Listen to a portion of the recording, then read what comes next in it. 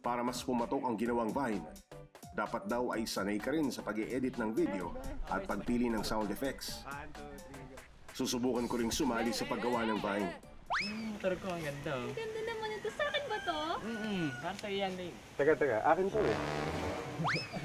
Tignan mo, nakuha. Kulang na.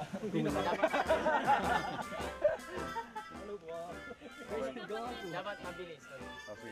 Kasi 6 seconds lang ang... Kailangan mabilisan. Kailangan may... Akin to ah. Ibabalik ko sa'yo. Natatakot mo. Bunga! Akin to ah. Yun ang May challenge ko. strategy ka. Pag-aaralan po yung pag-e-edit. Papasok na ako dito. Brad, akin to ah. Ganyan. Sige. Putulin na lang. Brad, Yan. Babe, ang ganda ng motor ko, babe, na. Ito? Oo naman. Hindi. Akin to eh. Ganun lang yun? Opo. Matapos i-edit, pinanood namin ang ginawa naming Vine. Babe, ang ganda ng motor ko, babe, na. Ito? Oo naman. Hindi. Akin to eh. Ako mismo naaliw sa ginawa naming video. Kaya susubukan ko namang gumawa ng sarili kong Vine. Okay. Oo, madada. Dave, Diretso ka na. 2, 3. Be! Bakit po eh? Bakas ang kasiyahan ng mga kabataan sa paggawa ng Vine. Dito rin kasi nabuo ang kanilang pagkakaibigan. Bakit pre? Nagkikita-kita ang kanilang grupo isang beses kada buwan. Ano pa yung mga positive effects? Ang Vine po, nag-build din po siya ng relationship. Like sa family namin, yung mami po namin, boss po, lagi po siya nasa work. Pag umuwi siya ng bahay, parang wala lang. Yung dumating yung Vine sa amin, dahil doon, nagkakaroon kami ng band. Mami, paying pera. Pupunta lang ako. Wala! Ayan.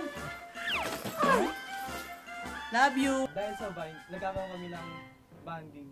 Kami magkakapamilya. Ma, may good news ako. Ano yun na? Pumasa ka sa exam? Ma, sabi ko good news, hindi milagro. Mula sa broken family si Nadine, napunuan daw ng kasiyahan ang dating malungkot niyang buhay mula nang mapasali sa grupo. Second family ko na sila actually kasi they don't treat me like yung friend lang. Kasi ako yung pinakabata sa group. Yun parang binibaby nila ako lagi. Ganun, when I have problems, I tell them.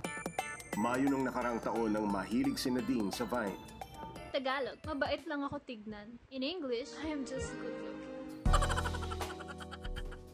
Sa loob ng isang linggo ay hindi raw bababa sa 10 Vine ang kanyang ina-upload sa social media.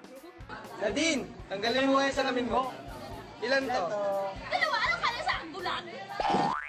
Yung Vines ko ngayon, nagka-count na siya sa less than 200 or nasa 170 na ata. Kasi last week lang ako naging active ulit since yung phone ko isn't compatible with the Vine app. So I had to borrow sa sister ko. Guards in the mall be like, ma'am, check lang po natin yung bag. Hindi, ako na, susundutin nyo lang naman din eh. Ako magsundot. Uminto muna sa pag-aaral si Nadine para tulungan ang kanyang ama sa paghahanap buhay. Home-based call center agent si Nadine. Pampalipas oras niya ang paggawa ng Vine at suportado naman daw ito ng kanyang ama. O, tignan mo crush ko. Wapo ba yan? Ano? Mabait. Mabait. Kasi di ba pag nag-Vine ka, you have to talk to yourself. Tapos sabi niya, ano ba yung ginagawa ko? Ano kinakausap sarili mo? Sabi ko, nag-Vine ako. Sabi niya, so what's Vine? Ganun. So, in-explain ko sa kanya. And then, pagkatapos ng ilang months siguro, sinali ko na din siya. So, parang naging close kami lalo nung naggagawa na kami ng Vines. Filipino ka kung... Hoy! Psst! Ha?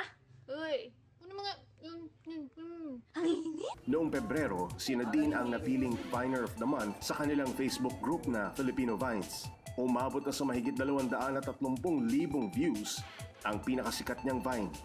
Pero hindi lang papuring nakukuha ng mga sikat niyang Vine. Hindi rin daw nawawala ang mga taong nangungutya sa kanya.